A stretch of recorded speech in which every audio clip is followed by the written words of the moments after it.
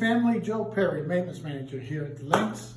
And today I'm here simply to state that Venterra Realty is committed to taking the appropriate measures to help us lessen the impact of the COVID-19 in our community and as well in your home.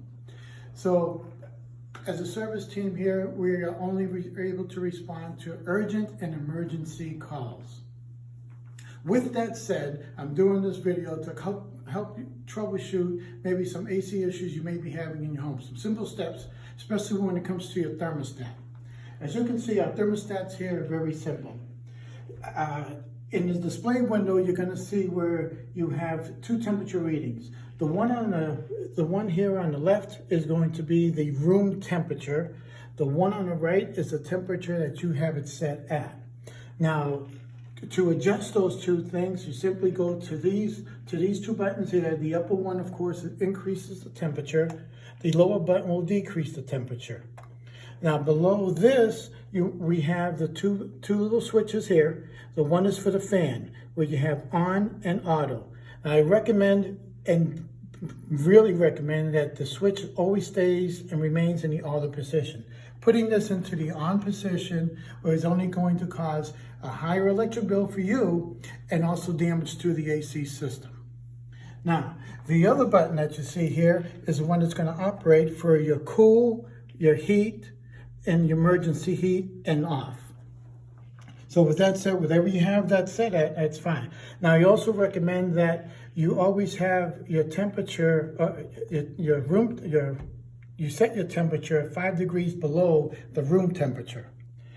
Now, should you leave your home, it's very important to leave your thermostat set around 78. That way there you allow proper airflow throughout the house, and when you come home, it won't be so stagnated in your home when you come back.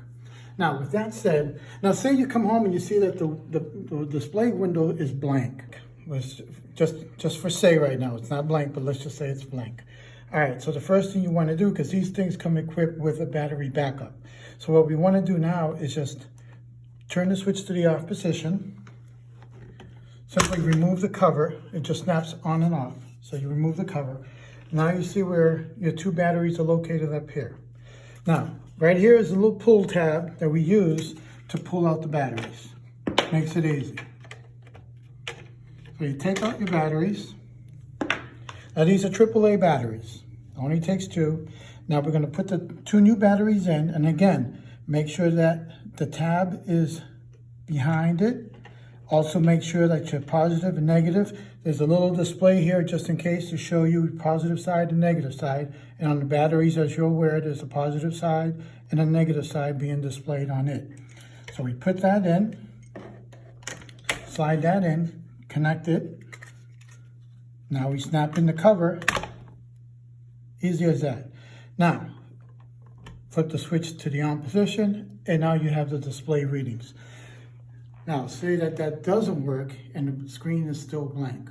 Well, then that's when you have to contact the office and put in a service request, and that would be considered an urgent and emergency call for us. And one of our maintenance team members will respond to you just as quickly as we can.